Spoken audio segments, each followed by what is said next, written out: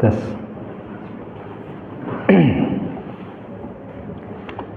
Bismillahirrahmanirrahim.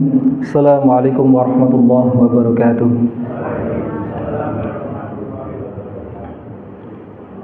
Innal hamdalillah nahmaduhu wa nasta'inuhu wa nastaghfiruh wa na'udzu billahi min shururi anfusina wa min sayyiati a'malina.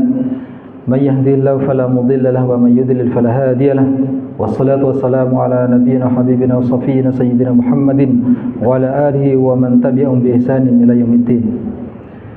Jamaah salat subuh yang mudah-mudahan semuanya dalam naungan dan lindungan Allah Ta'ala. Alhamdulillah, monggo kula panjenengan sami maos puji syukur dumateng Allah Ta'ala ingkang sampun paring dumateng kula panjenengan sami kenikmatanipun. Utaminipun alhamdulillah ya, pagi hari ini ya, tengenjang punika kula panjenengan sami alhamdulillah dibangunkan Allah dalam keadaan sempurna, ya kan. Sungguh orang yang tidak dapat melihat, mereka berandai-andai bisa membaca Al-Quran dengan kedua matanya. Mereka yang tidak bisa mendengar berandai-andai bisa mendengarkan bacaan Al-Quran dengan telinganya. Dan mereka yang tidak bisa bicara berandai-andai bisa melantunkan Al-Quran dengan lisannya. Maka beruntunglah kita semuanya yang diberikan Allah kesempurnaan, kenikmatan masih dapat melihat, masih dapat mendengar, dan masih dapat berbicara. Mestinya kita gunakan ini semuanya untuk semata-mata ketaatan kepada Allah Ta'ala. Karena sebagaimana kemarin kita sampaikan, alladzina amanu wa tatma'innu qulubuhum bi dzikrillah. Ala bi dzikrillah tatma'innul qulub. Orang-orang yang beriman itu hanya dengan mengingat Allah, mereka itu akan menjadi tenang dan tentram hatinya. Ala bi dzikrillah. Sungguh sesekali tidak ada hal yang lain kecuali mengingat Allah, itulah yang menenteramkan hati.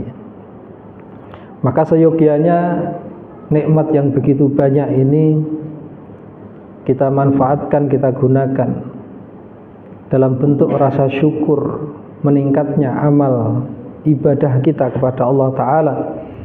Karena ciri karakter jiwa yang tenang itu senantiasa rindu untuk mengingat Allah, senantiasa bersama Allah, senantiasa mengakui janji-janji Allah, meyakini apa yang dikabarkan Allah, dan senantiasa mereka taat kepada Allah. Ma'asyiral muslimin rahimani wa rahimakumullah. Setelah kemarin kita membahas tentang an-nafsul mutmainnah, jiwa yang tenang, yang senantiasa membenarkan apa saja yang disampaikan oleh Rasulullah Sallallahu Alaihi Wasallam, baik itu dalam perkataan, perbuatan maupun ketetapan Rasulullah, senantiasa rindu beribadah pada Allah. Maka yang selanjutnya kita akan membahas tentang an-nafsul lawwamah dan an-nafsul amarah bisu. Yang kedua adalah an-nafsul lawwamah atau jiwa yang menyesal. Sebenarnya dari kata lauma ya, yulaimu artinya mencela. Jadi dikatakan an-nafsul lawwamah itu adalah jiwa yang banyak mencela sebenarnya gitu. Mencela siapa? Mencela dirinya sendiri. Karena apa? Karena menyesal. Ya kan? Qala ta'ifah, ada sekelompok orang yang mendefinisikan yang disebut dengan jiwa yang menyesal itu, hiya allati la tasbutu ala halin wahidatin, jiwa yang tidak pernah tetap pada kondisi yang satu. Fa hiya katsiratut taqallub wa talawun, banyak berbolak-balik, ya kan? Banyak berubah-ubah. Jadi jiwanya itu berubah-ubah, kayak kadang tenang, yo kadang bergejolak, ya kan? Kadang lurus, kadang menyimpang. Fatadzakkar wa taghaffal, kadang juga ingat Allah, tapi juga kadang lalai sama Allah. wa taqbal wa ta'arrad, terkadang juga menerima kebenaran, kadang juga menolak. Wa tuhibbu wa tabghad, terkadang juga cinta, kadang juga benci. Wa tafrah wa tahzan, kadang dia bahagia, kadang dia sedih. Wa tardha wa taghdab, kadang dia ridho dengan ketetapan Allah, tapi kadang ya muring-muring. Ya, wa tuti' wa tatqa, kadang juga taat, kadang juga menjauh. Jadi kondisi jiwa yang menyesal. Wa qalat ukhra, ya, sebagian ulama yang lain mengatakan hiya nafsul mu'min, jiwa yang lawamah inilah jiwanya orang mukmin. Ya kan? Banyak menyesal, banyak mencela diri, itu jiwanya orang mukmin. Berkata Imam Al-Hasan Al-Basri, innal mu'mina la tarahu illa yalumu nafsah. Sesungguhnya orang mukmin itu tidaklah Anda melihatnya kecuali banyak mencela dirinya sendiri. Daiman, begitu terus menerus. Yaqulu, jiwa itu mengatakan, ma aradtu hadza, sungguh saya sebenarnya tidak suka ini. Auli ma fa'altu hadza, mengapa aku harus lakukan ini? Kana hadza aula min hadza. Terkadang jiwa itu mengatakan, bukankah ini lebih baik daripada yang ini? Bukankah akhirat lebih baik dari dunia? Tapi terkadang juga dunia itu penting, gitu kan? Bahkan terkadang mengesampingkan akhirat. Au nahu hadzal kalam, atau seperti kata-kata seperti ini yang lainnya. Wa qalat ukhra, sehingga sebagian yang lain mengatakan al-laumu yaumal qiyamah, yang dimaksudkan cela di situ adalah ketika kondisi manusia itu mencela dirinya pada hari kiamat. Fa inna kulla ahadin yalumu nafsah, setiap orang nanti akan mencela dirinya sendiri-sendiri. In kana musian ala isaatihi, kalau dia itu orang yang berperangai buruk, orang yang berperilaku buruk, dia akan mencela dirinya karena keburukannya waktu di dunia. Ngopo jaman ning donya aku kok dadak ngono? Padahal ngene wae ya iso. Kenapa mbiyen kok dadak dadi wong ala, dadi wong apik padahal ya iso. Kenapa saya harus mendengarkan hal yang buruk padahal mendengarkan yang baik juga bisa. Jadi dia menyesali, ya, perkara-perkara tindakan ataupun ucapan buruk yang dulu dilakukan ketika di dunia, keputusan-keputusan hidupnya yang buruk ketika di dunia.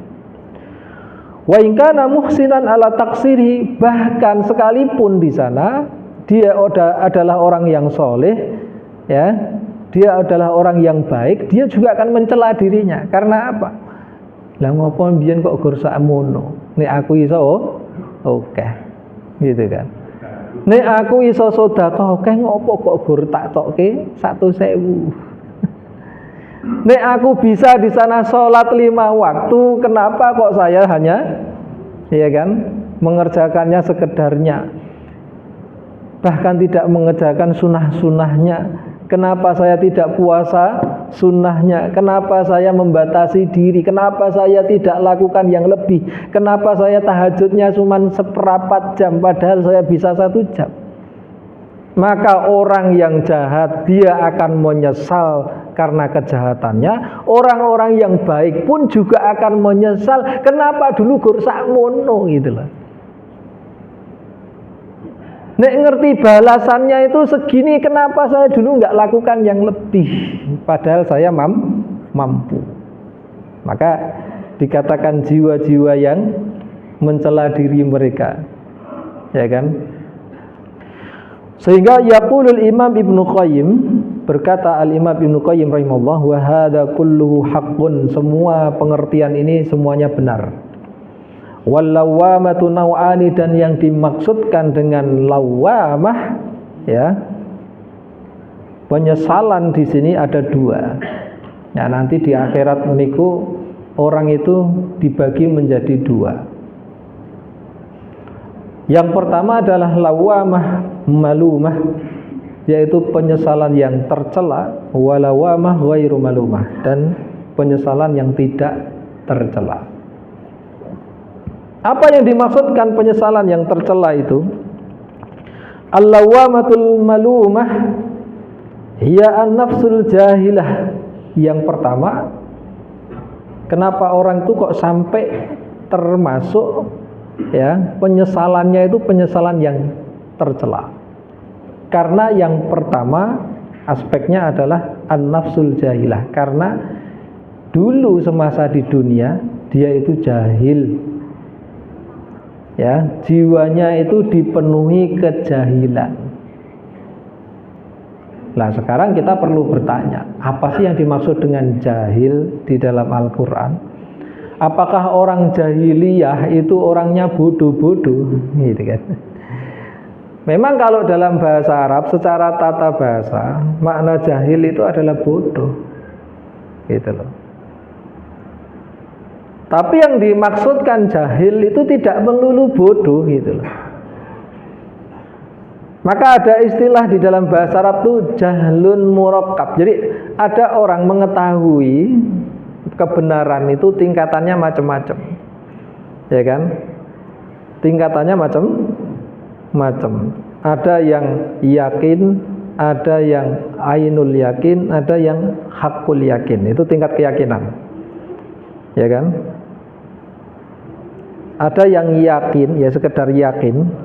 Ada yang ainul yakin, ya karena melihat secara langsung. Ada yang hakul yakin kalau memang merasakan langsung, ya kan? Wih, es krim gue enak loh. Kok siapa sih ngomong kayak neng iklan? Iya kan? Iya kan, baru tahu aja gitu kan, baru membaca bahwasanya es krim itu enak. Tapi ketika dia melihat secara langsung bentuknya es krim dan lain, ainul yakin. Tapi kalau dia merasakan langsung, itu hakul yakin. Wes, tingkatan paling tinggi. Hakul yakin. Di bawahnya yakin ada di sana don. Ya. Don itu kalau di dalam usul fikih, ya kan, orang itu menduga-duga. Artinya menduga itu bukan berarti tidak punya pengetahuan sama sekali. Dia punya pengetahuan, ya kan, dan kemungkinan benarnya lebih banyak daripada salahnya. Itu don. Saya kira, gitu kan. Kalau orang mengatakan saya kira, itu berarti kan berdasarkan pengalaman. Di bawahnya lagi ada syak, ragu-ragu. Ragu-ragu berarti di sana antara benar dan salahnya imbang, ya kan? Terus di bawahnya lagi ada waham. Waham itu juga apa bahasa Indonesianya itu? Ya ragu-ragu. Bahasa Indonesianya susah. Tapi kemungkinan salahnya lebih besar daripada benernya. Ya kan? Karena orang waham itu hanya tebak-tebakan saja, nggak punya latar belakang ilmu. Nah, di bawahnya waham itu ada namanya jahlun atau jahlun murakkab. Apa itu jahlun murakkab? Yaitu ketika seseorang mengetahui kebenaran tapi justru dia melakukan sebaliknya. Maka orang ini dikatakan jahlun murakkab. Baik bodoh gitu ya. Sak bodoh-bodohne wong bodoh kuwi ora ngono. Lah kowe wong ngerti kok malah numindak ngono, itu namanya jahil murakkab. Ya kan? Maka dikatakan jahil di sini nafsul jahilah. Jiwa yang jahil di sini adalah jiwa yang dulu ketika di dunia sakjane ngerti kebenaran itu, sebenarnya tahu syariatnya, tahu hukumnya, tapi dia justru menyelisih, nyimpang. Ya kan? Sudah tahu namanya apa? Menghibah orang lain itu dosa. Neng yo asik dilakoni gitu lah. Iya, tadi majelis rasan-rasan gitu kan. Ya, sudah tahu kalau bahwasanya makan riba itu adalah haram. Tapi ya enak gitu kan. Sudah tahu bahwasanya harta korupsi itu haram gitu kan. Ya, uang sogok itu haram. Lah piye kan begitu. Semuanya dilakoni. Sudah tahu zina itu haram, dilakoni itu kan. Padahal dia tahu hukum-hukumnya itu, bahwa ini enggak boleh, ini enggak boleh, ini enggak boleh, tapi diterjang. Maka dikatakan jiwa ini jahil. Ya kan? Malah beruntung sing memang ora ngerti tenan gitu kan. Iya kan? Iya, kalau orang ndak tahu itu kan terlepas dari hukum. Iya. Jenengan tiang Boyolali. Terus kemudian tindak teng Madiun. Gitu kan. Ndak tahu kalau jalan itu adalah apa? One way gitu kan, satu arah. Tahu-tahu jenengan nyelonong gitu. Disemprit kali polisi. Prit. Pak, kenapa Anda kok lewat sini? Lah saya ndak tahu, Pak. Lihat KTP-nya, wong Boyolali. Ya wis aja dibaleni kan, enak itu, Pak. Enak kan? Karena memang nggak tahu itu kan. Tapi kalau orang tahu terus kemudian nyengaja, kena hukumnya. Gitu loh. Maka orang yang an-nafsul jahilah ini nanti akan menyesal ketika di akhirat. Padahal aku ngerti, padahal aku tahu gitu kan. Padahal aku ya krungu gitu kan. Dikumandangkan azan saya dengar. Ya kan? Eneng pengajian saya juga tahu. Tapi saya mengekang diri saya sendiri. Ya, saya tidak mau berangkat, saya tidak memenuhi panggilan dan lain sebagainya. Kemudian yang berikutnya al-lawamatul malumah, ya, penyesalan yang tercela itu adalah ad-dhalimah, ya, jiwa yang banyak berbuat dolim, baik itu terhadap dirinya sendiri ataupun kepada orang lain. Ya, termasuk yang tadi saya contohkan tadi. Ya, kita tahu hukum-hukumnya, tapi justru kita lakukan sebaliknya. Kita tahu di sana Allah memanggil kita, tapi kita pura-pura tidak mendengarnya. Kita tahu kebenaran itu mengajak kita, tapi justru kita enggan mendatanginya. Maka ini termasuk dolimah, dolim terhadap diri sendiri. Maka banyak doa kita seperti doanya Nabi Adam alaihissalam. Rabbana dzalamna anfusana wa illam taghfir lana wa tarhamna lanakunanna minal khasirin. Oh, banyak sekali kita mendolimi diri sendiri ini. Mulai dari pola hidup, pola makan, ya kan, pola investasi, ya, pola kehidupan, pola bertetangga. Oh, banyak sekali. Maka banyak-banyak kita ini istighfar pada Allah. Rabbana dzalamna anfusana wa illam taghfir lana wa tarhamna lanakunanna minal khasirin. Jangankan kok urusan sing bab apa? Bab yang kita ketahui kekurangan atau keburukan kita. Bahkan terkadang kita itu terlalu pede dengan diri kita, itu juga termasuk mendolimi diri sendiri. Ya kan? Akhirnya merasa kebaikan yang kita lakukan itu sudah cukup. Nah, ini juga mendolimi terhadap diri sendiri. Belum lagi ketika mendolimi orang lain, gitu kan. Mengambil harta orang lain dengan cara yang batil, ya, melukai hati orang lain, ya kan, menyakiti perasaan orang lain, ya kan, terus kemudian berbuat tidak baik kepada orang lain. Coba bayangkan, Rasulullah itu indah sekali setiap nasihatnya itu. Man kana yu'minu billahi wal yaumil akhir falyukrim jarah. Siapa yang ngaku iman kepada Allah dan hari akhir, hendaknya menghormati tetangganya, ya kan? Man kana yu'minu billahi wal yaumil akhir falyakul khairan aw liyasmut. Siapa yang mengaku beriman kepada Allah dan hari akhir, hendaknya berkata-kata yang baik. Kalau tidak bisa berkata yang baik, hendaknya diam. Ya kan? Berapa banyak lisan kita ini menyakiti hati orang. Ya kan?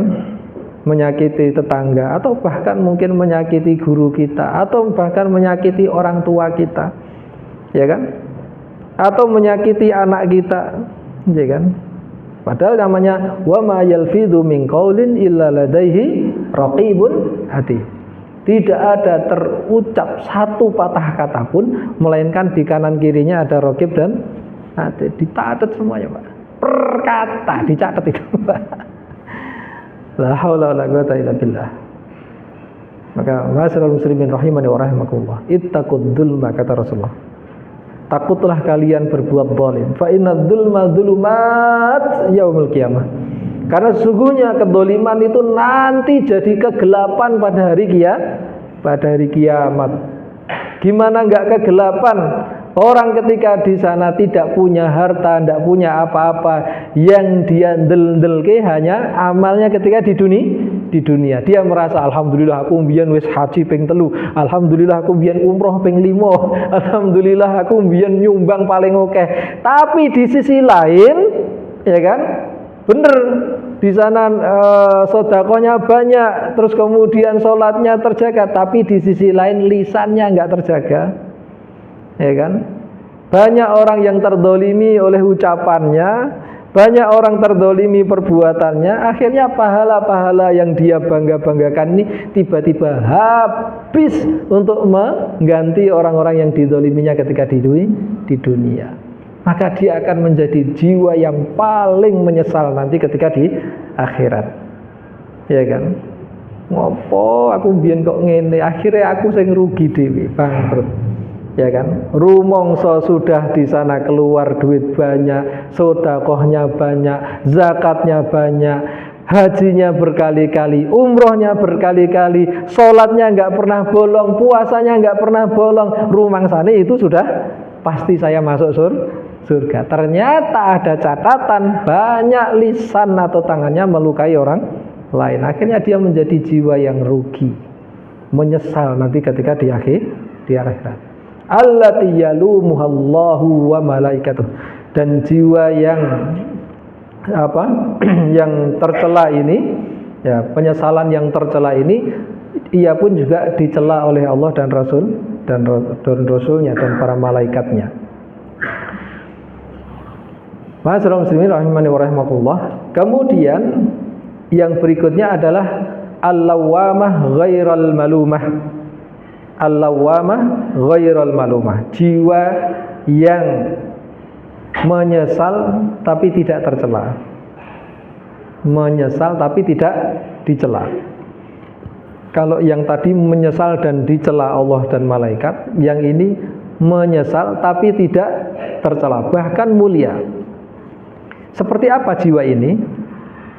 Wahya allati la tazalu talumu sahibha ala taqsirihi fi taatillah, yaitu jiwa yang senantiasa, ya, talumu sahibha, yaitu mencela pemiliknya, ala taqsirihi, atas keterbatasannya fi taatillah, di dalam menjalankan ketaatan kepada Allah, ma'abadlihi juhdi, padahal dia sakjane wis peng-pengan, ya kan? Yaitu jiwa yang menyesal, kenapa dulu tidak saya lakukan yang lebih dalam hal kebaikan. Ya Allah, wong ya omahku cedhak saka masjid, kok ya mbiyen males ning masjid.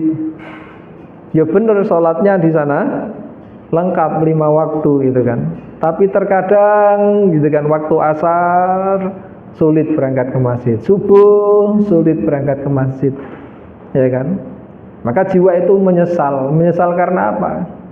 Karena menurut dia kurang optimal dalam hal menjalankan kebaikan, ya kan?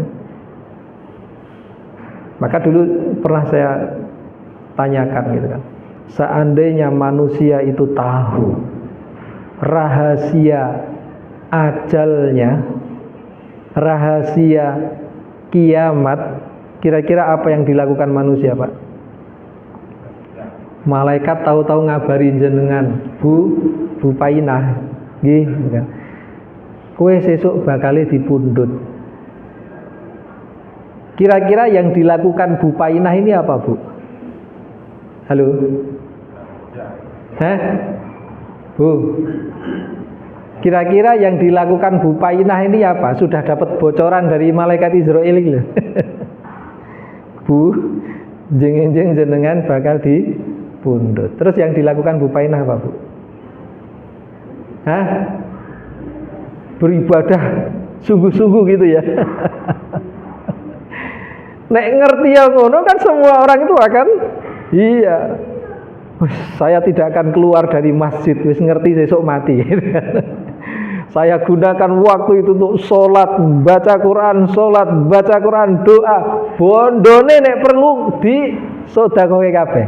Karena ngerti sesuk iki wis ora bakal berfungsi gitu kan.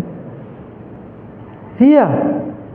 Seandainya orang tahu rahasia ajalnya, dia akan sedekahkan itu semua hartanya. Ya kan? Dia akan isi akhir-akhir waktunya itu untuk banyak ibadah. Tapi dirahasiakan itu semuanya oleh Allah Ta'ala.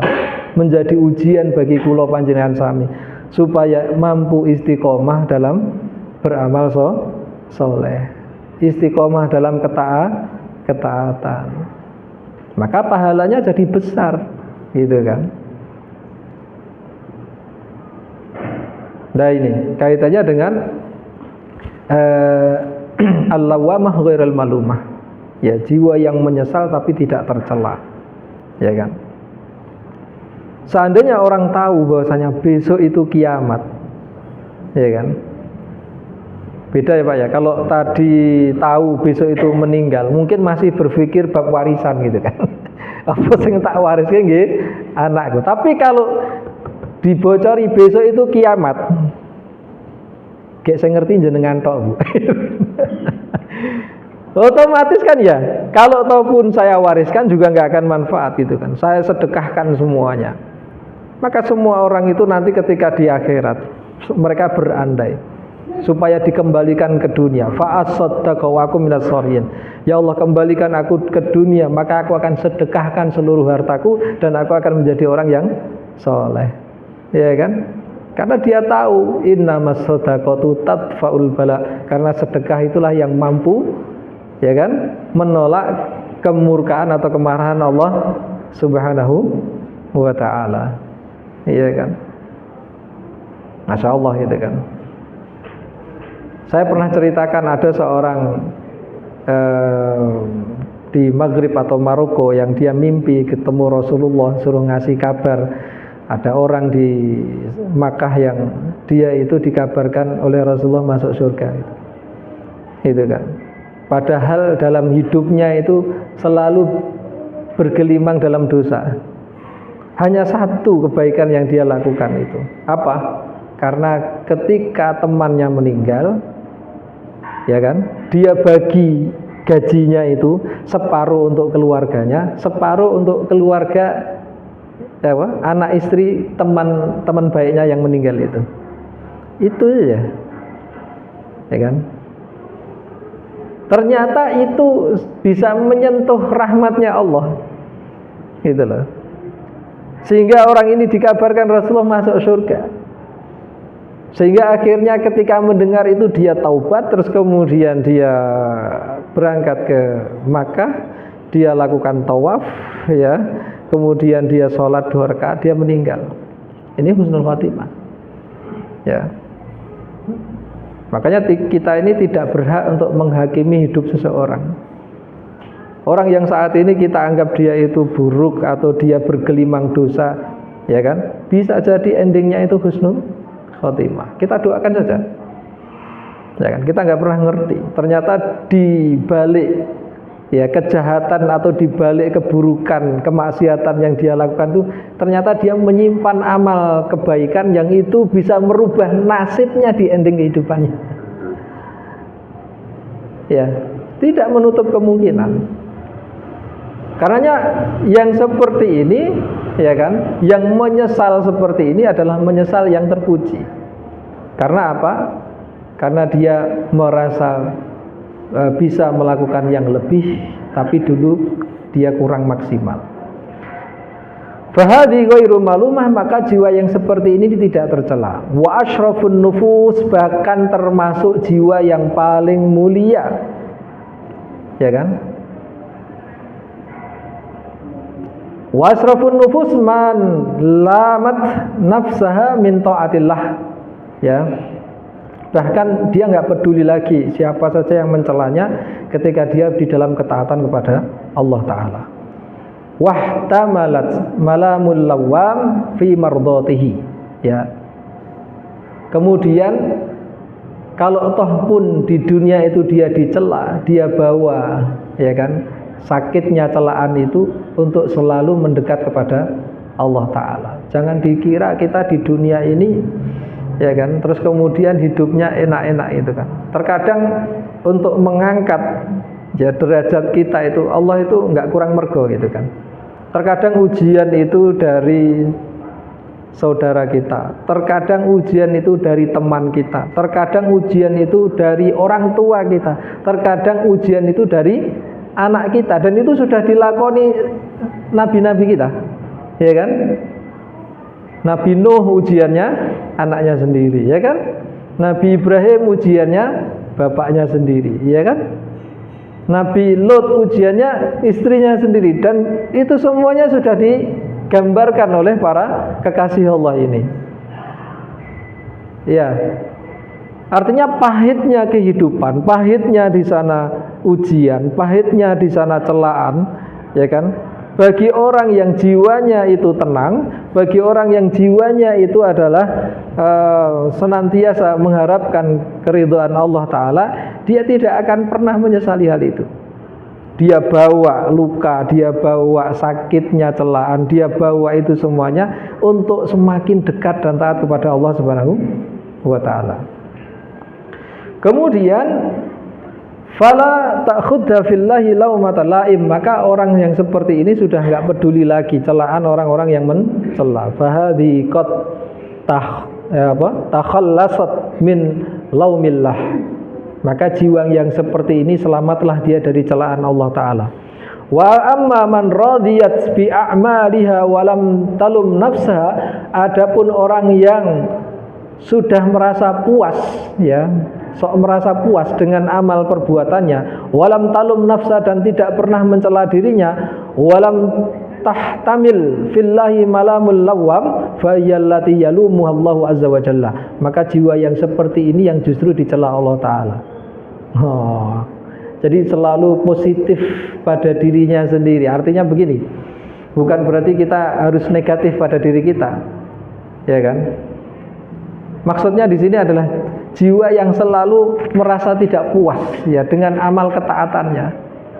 Tapi kalau jiwa itu selalu merasa dengan ketaatan yang sedikit itu merasa dia sudah puas, ya, merasa itu sudah banyak, merasa itu sudah cukup, justru itu yang akhirnya endingnya itu malah dicela Allah Subhanahu wa Ta'ala. Gimana tidak gitu kan? Ya, akhirnya dia tidak melakukan kebaikan-kebaikan itu dengan maksimal, ya kan? Baru berbuat baik sedikit sudah merasa seolah-olah itu buahnya, iya kan? Iya. Baru bisa di sana tahajud sehari seolah-olah dia adalah orang yang paling ahli tahajud sedunia, iya kan? Baru bisa istiqomah tahajud seminggu, iya kan? Itu sudah ngelek-ngelek lainnya, gitu. Ya, merendahkan yang lainnya, yang nggak bisa bangun tahajud. Ya, akhirnya ini menjadi jiwa yang justru punya nilai kekurangan, dicela Allah dan dicela malaikat. Waliyadzubillah. Kemudian yang terakhir adalah an-nafsul ammarah bisu, ya, jiwa yang mendorong kepada keburukan. Wa hadhihi nafsul madmumah, dan ini adalah jiwa yang tercela. Fa innaha ta'muru bikulli syu'in, karena jiwa ini selalu mendorong, mengarahkan seseorang atau pemiliknya itu kepada keburukan. Wa hadza min tabi'atiha, dan inilah karakter jiwa itu. Fama takhallasa ahadun min syarriha illa bi taufiqillah, seseorang tidak akan mungkin bisa terlepas dari keburukan jiwanya kecuali dengan taufik dari Allah Ta'ala. Ya, kama qala Ta'ala, sebagaimana firman Allah Ta'ala dalam surat Yusuf ayat 53, hakian an imra'atil aziz, ya, ketika Allah menceritakan tentang istrinya Al-Aziz yang menggoda Yusuf alaihissalam. Ya, masih ingat ceritanya ya? Bagaimana Yusuf itu dibeli sebagai budak, ya, oleh Zulaikha, ya kan, hadiah dari suaminya.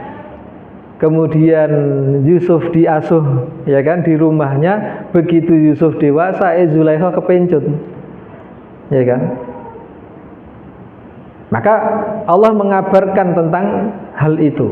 Wa ma ubarri'u nafsi innan nafsa la'ammaratun bis-su'i illa ma rahima rabbi inna rabbi ghafurur rahim. Yusuf mengatakan, wa ma ubarri'u nafsi, sungguh aku tidak mengatakan bahwa ya saya itu terbebas dari hawa nafsu, ya kan? Innan nafsa la'ammaratun bis-su', sesungguhnya jiwa itu cenderung, condong mengarahkan pemiliknya kepada keburukan. Jadi nafsu itu sebenarnya condongnya itu kepada hal-hal yang buruk, ya kan. Kemudian illa ma rahima rabbi, kecuali jiwa yang dia itu mendapatkan rahmat dari Tuhanku. Inna rabbi ghafurur rahim, sungguh Tuhanku itu maha pengampun lagi maha penyayang. Di dalam ayat yang lainnya Allah Azza wa Jalla mengatakan, laula fadlullahi alaikum wa rahmatuh, seandainya bukan karena karunia Allah kepadamu dan rahmatnya kepadamu, ma zaka minkum min ahadin abada, tidak ada seorang pun di antara kalian itu yang suci, ya, nggak ada yang bersih.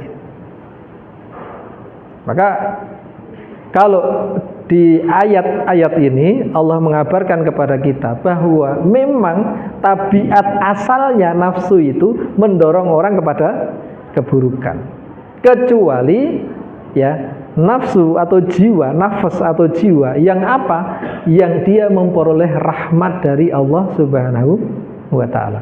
Lah dari mana kita mencari rahmat itu? Carilah di majelis-majelis taklim. Carilah dengan banyak zikir, carilah dengan thalabul ilmi, ya kan? Carilah dengan wirid, carilah dengan banyak baca Al-Qur'an, carilah dengan istiqomah ibadah, gitu loh.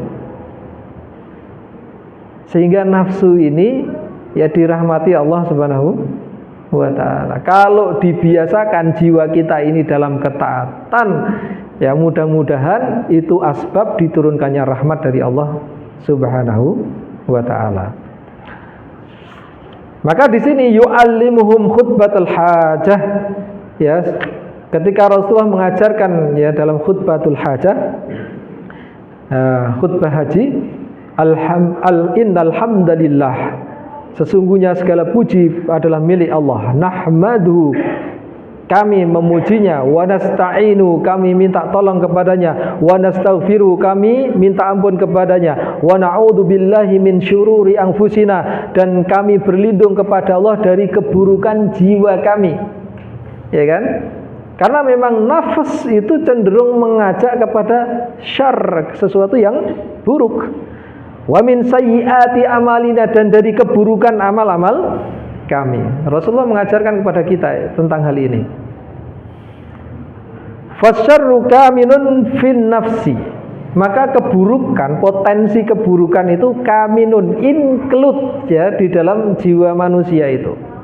Wa nafsi wa ma sawwaha fa alhamaha fujuraha wa taqwaha, demi jiwa dan yang menyempurnakannya, kemudian jiwa itu diilhami Allah potensi baik dan potensi buruk.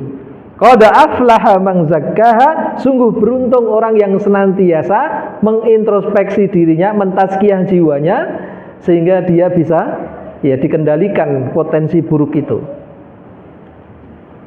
Qad aflaha man zakkaha wa qad khaba man dassaha, sungguh khaba, rugi mereka yang justru mengotori jiwanya sehingga potensi buruknya itu menang, ya kan? Jadi ada pemicu Pak sebenarnya. Ini sudah ada potensi, terus kemudian dipicu gitu loh. Apa pemicu keburukan jiwa ini jadi muncul? Ketika mata kita, telinga kita, ya kan, atau makanan yang kita masukkan itu adalah hal yang buruk-buruk, yang menjadi makanannya potensi jiwa yang buruk tadi.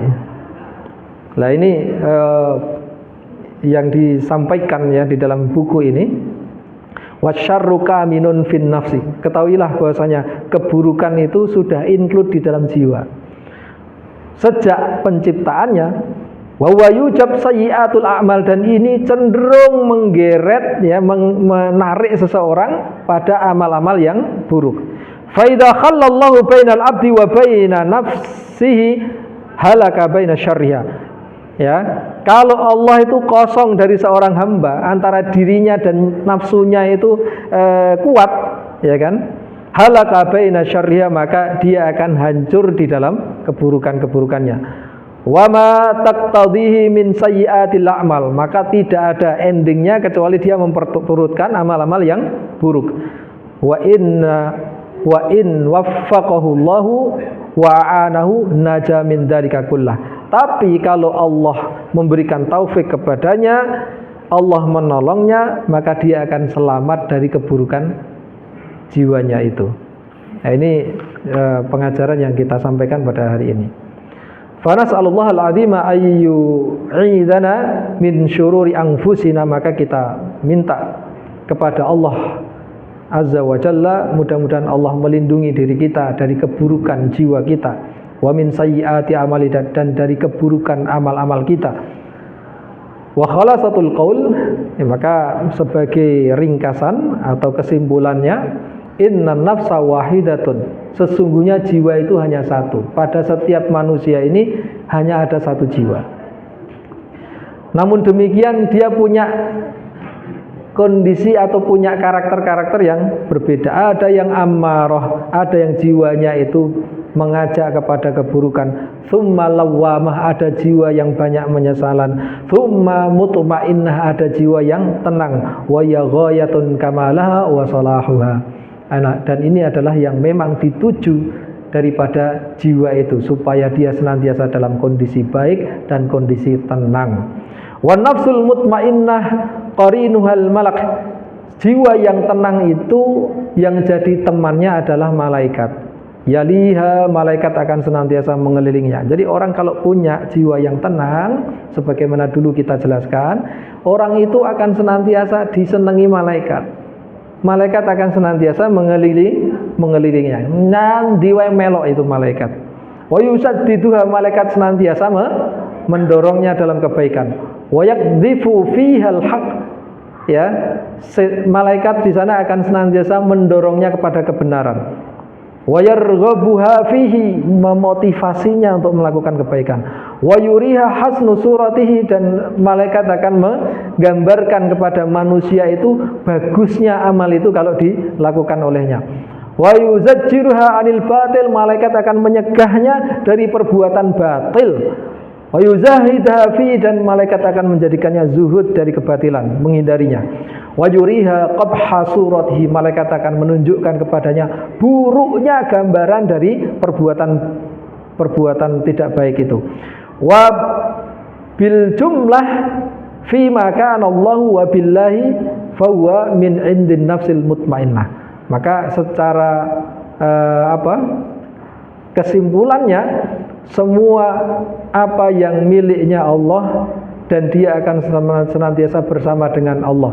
Jadi ketika orang itu meyakini semuanya itu adalah miliknya Allah, wabillah, dan tidaklah kita ini hidup kecuali hanya bersandar dengan Allah Ta'ala, fa huwa min indin nafsil mutmainnah, maka dia memiliki jiwa yang tenang. Iya, jiwa yang tenang. Kabeh kagungane Gusti Allah. Inna lillahi wa inna ilaihi rajiun. Kita ini miliknya Allah, hanya kepadanya kita akan dikembalikan. Ya kan? Kalau toh pun ada mara bahaya, ada ujian, ada apapun di sana, billah, kita ini bersama dengan Allah. Ya, la takhaf wa la tahzan, innallaha ma'ana. Jangan takut, jangan sedih, Allah bersama kita. Kemudian wa amma nafsul ammarah, adapun jiwa yang mendorong kepada keburukan, faju'ilas syaitanu qarinuha, maka akan dijadikan syaitan itu menjadi temannya. Ya kan? Jadi kalau jiwa yang tenang, yang menjadi temannya nanti adalah malaikat. Tapi kalau jiwa yang mengajak kepada keburukan ini diperturutkan, maka Allah akan jadikan setan itu sebagai temannya. Faju'ilas syaitanu qarinuha wa sahibuhal ladzi yaliha. Setan akan menjadi teman yang senantiasa mengelilinginya. Fa huwa yu'iduha wa yumanniha. Kemudian setan itu akan memberi dia janji-janji dan angan-angan palsu. Ya kan? Ya seolah itu bagus, indah gitu kan. Ayo terus saja lakukan gitu kan.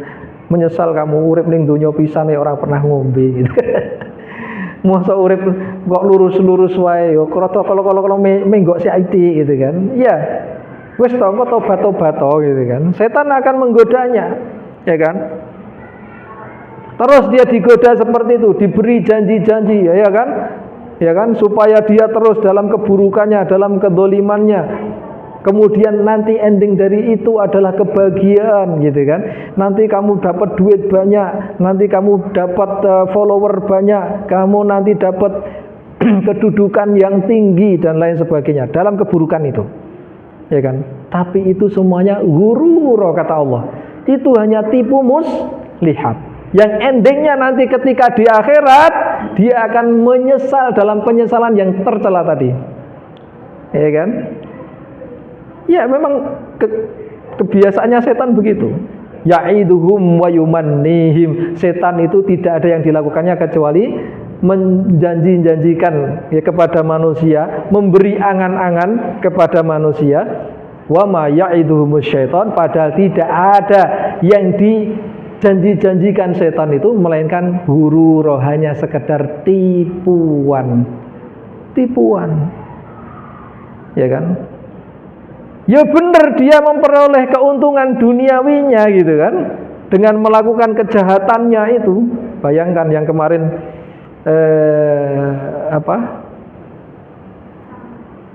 ada aparat menembak, ya kan, menembak bawahannya sendiri, ya kan, dan akhirnya terungkap gitu kan keburukan dan kejahatannya, berapa duit yang dia simpan dan berapa kejahatan yang dia lakukan gitu kan, dan ternyata kroninya banyak gitu kan. Saking banyaknya kroni, endingnya tidak dihukum mati loh itu. Ya kan, 10 tahun gitu kan.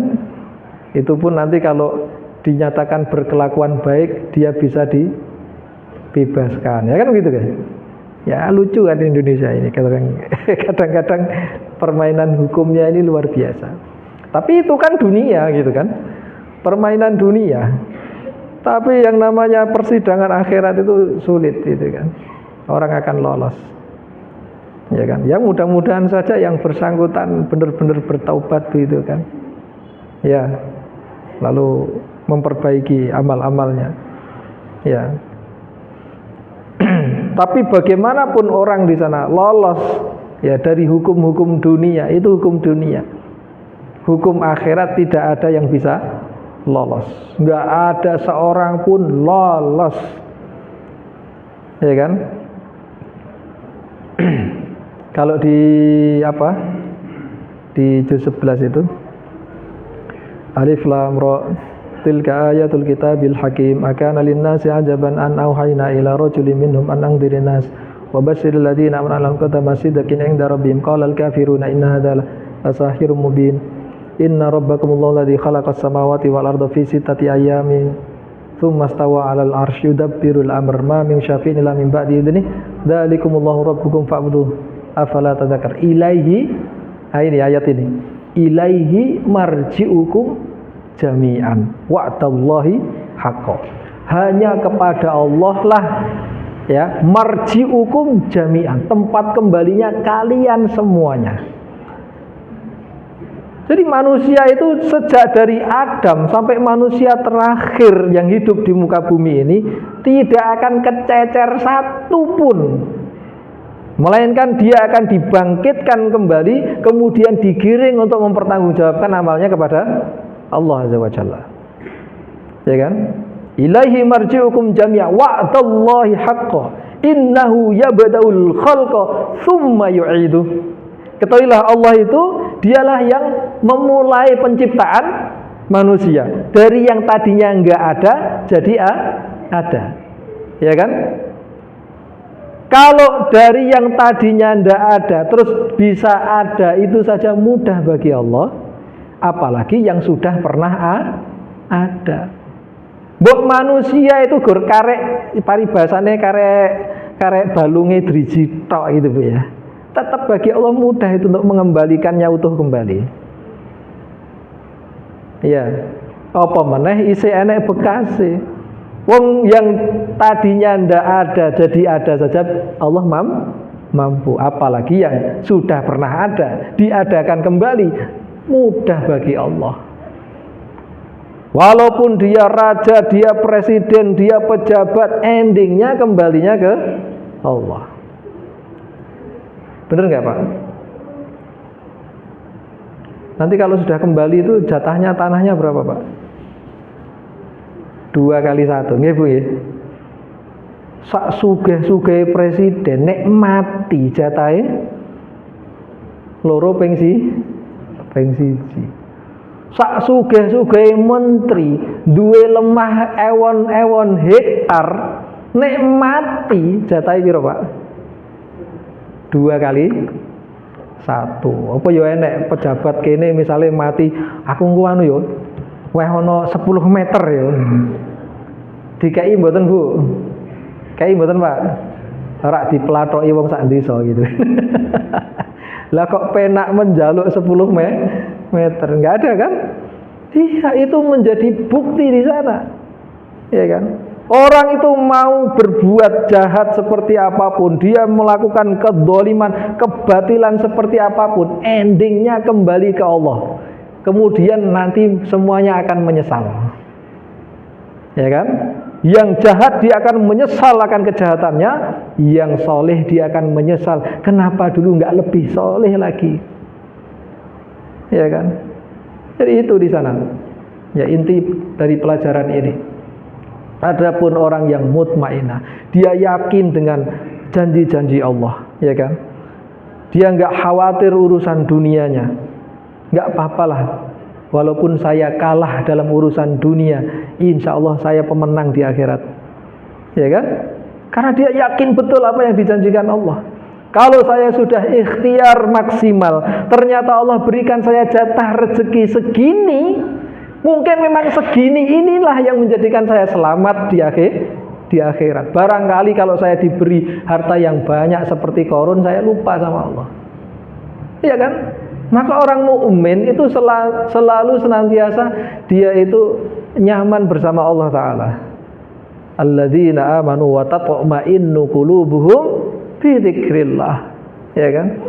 Kalau toh pun dia diberi harta yang banyak, semuanya itu titipan Allah. Besok akan dipertanggungjawabkan di hadapan Allah. Maka orang mukmin yang berakal tidak digunakan hartanya itu untuk kemaksiatan, tidak digunakan hartanya itu untuk memperturutkan nafsunya, karena dia tahu semuanya akan dipertanggungjawabkan di hadapan Allah Ta'ala. Ini semuanya hanya titipan dan ini akan dipertanggungjawabkan di hadapan Allah Azza wa Jalla. Seperti Sulaiman, ya kan? Nabi Sulaiman ketika dia diberi kekuasaan, diberi harta, diberi wilayah, diberi bala tentara, bahkan bala tentaranya bukan hanya manusia, jin dan hewan pun jadi bala tentaranya. Apa kata Sulaiman? Liyabluwani ashkuru am akfur. Semuanya ini hanya untuk menguji saya, apakah saya ini termasuk orang yang bersyukur atau orang yang kufur. Iya kan? Meskipun diberi di sana semuanya, harta, kedudukan, jabatan semuanya, dia tidak merasakan itu semuanya miliknya. Itu hanya titipan dari Allah. Lah mestinya kita tuh begitu.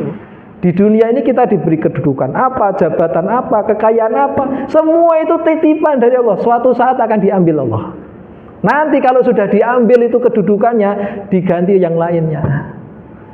Kalau sudah diambil hartanya, gitu kan, dia sudah nggak punya apa-apa, masuk liang lahat nggak punya apa-apa dia. Ya, semuanya hanya titipan dari Allah. Maka ikhwati fiddin rahimani wa rahimakumullah, marilah kita senantiasa banyak mengingat Allah Ta'ala. Allahumma a'inna ala dzikrika wa syukrika wa husni ibadatik. Ya Allah, tolonglah kami ya Allah untuk senantiasa mengingatmu, ala dzikrika, untuk senantiasa mensyukuri nikmatmu, untuk senantiasa mampu beribadah dengan baik kepadamu. Ya, di usia kami yang mulai lanjut, di usia kami yang mulai menua, ya Allah, berikanlah keistiqomahan. Jangan jadikan kegalauan dalam hati kami ini dalam urusan-urusan dunia, ya Allah. Jadikanlah kegalauan dalam hati kami ini dalam urusan-urusan akhirat, ya. Sehingga kau wafatkan kami nanti dalam keadaan husnul khatimah, di saat kami sibuk dalam urusan-urusan akhirat, insya Allah.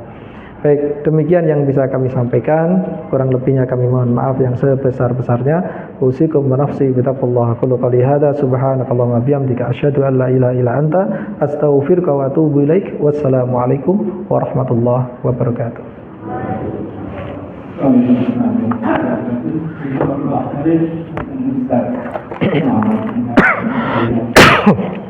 Yang disampaikan, saya ingat kisah waktu ada seorang yang ahli ibadah, kenapa tidak memberi banyak melakukan lebih ketika sakaratul mautnya, ketika mau meninggalnya, ya dia ahli ibadah, berangkat ke masjid, ya, kenapa gak jauh, ya inginnya lebih jauh lagi, ketemu dengan seseorang, memberikan makanannya, kenapa tidak semuanya, hanya sedikit. Ketika ketemu dengan orang lagi, memberikan pakaiannya, kenapa yang kurang baik, tidak yang baik. Ini penyesalan yang disampaikan waktu kisahnya di zaman Rasulullah, luar biasa. Ini sebetulnya sudah seorang yang baik, yang ahli ibadah, tapi masih menyampaikan penyesalannya. Jadi ringkas cerita, ringkas kajian tadi ada lama jiwa yang mencela, menyesal, berubah, kadang baik, kadang tidak baik, mencela dirinya sendiri, menyesal ketika di akhirat. Penyesalan ada dua, yaitu sebentar lagi ini saya selesaikan dulu nanti. Penyesalan kedua, menikah penyesalan yang tercela, masa hidupnya baik. Yang berikutnya adalah penyesalan tak tercela, menyesal kenapa dulu tak melakukan lebih dari ini tadi, kisah ini tadi. Terus berikutnya adalah jiwa yang mendorong keburukan, surat Yusuf 53. Dan aku tidak menyatakan diriku bebas dari kesalahan, karena sesungguhnya nafsu itu selalu mendorong kepada kejahatan, kecuali nafsu yang diberi rahmat oleh Tuhanku. Sesungguhnya Tuhanku Maha Pengampun, Maha Penyayang. Dan berikutnya ini dikata ada yang ingin tanya, mohon izin Ustaz. Ada yang tanya, Ibu? Oke. Oh iya, kasih. Monggo kasih. Apa yang bisa penting? Ada yang telah lalu itu saja. Walaupun semua amalan tidak dilakukan, tapi termasa masih tersandung dengan kesulitan. Kemarin saya mendengar kalau masalah saya, kalau dipimpin oleh dermawan, yaitu pasti menang dan tidak dikalahkan. Kalau dipimpin oleh dermawan pasti menang. Itu dikatakan yaitu syirik karena dipuji. Ya, kalau kita seperti jalan baik itu di jalan atau di dalam masjid, di tepi jalan itu ada orang duduk. Sebenarnya itu kita itu berjalan, yaitu sebenarnya jalannya mundur, jalannya bungkuk dan tangannya dilewati satu, sepertinya nyuwun sewu dan anggung enggak. Itu apa juga termasuk syirik. saya itu tahu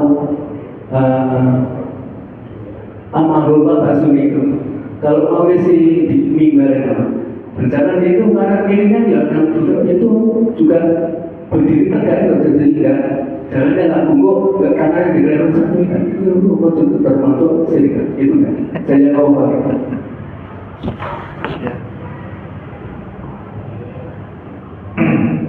Baik, desa mau coro. Artinya memang ya itu benar ya. Jadi Islam itu hadir tidak menafikan adat istiadat. Ya. Selagi adat itu adalah tidak bertentangan dengan syariat, pasti oleh syariat Islam itu dijaga dan dirawat. Di antaranya adalah berkenaan dengan unggah-ungguh ya kalau kita di orang Jawa ya. Maka cara unggah-ungguhnya orang Jawa jangan dibandingkan dengan orang Jepang. Ya kan? Jangan dibandingkan dengan orang Arab gitu kan. Orang Arab itu kalau dipegang jenggotnya, dicium kepalanya, Pak, ditarik jenggotnya, dicium kepalanya, itu menghormati betul. Ya kan? Orang sana tersanjung sekali kalau di jenggotnya ditarik-tarik gitu. Coba kalau orang Jawa sampai tarik jenggotnya itu kan, orang sopan kan begitu ya. Artinya memang ini hal yang kaitannya itu tidak ada kaitan dengan ibadah atau dengan akidah. Ini kaitannya adalah dengan adat istiadat. Jadi kita perlu untuk di sana mengerti adatnya seseorang. Selagi itu tidak bertentangan dengan akidah, tidak bertentangan dengan syariat, dirawat, dijaga, tidak masalah gitu kan. Termasuk adalah budaya kita untuk ketika lewat di hadapan orang yang lebih tua itu membungkukkan diri. Ya karena itu ikram, cara kita memuliakan, menghormati orang yang lebih tua gitu kan. Cara kita memuliakan yang lebih tua diantaranya mencium tangannya ketika bersalaman kan begitu. Iya, nanti dibid'ahkan lagi gitu kan. Enggak bisa, ini urusannya adalah urusan adab, ya kan, urusan adab.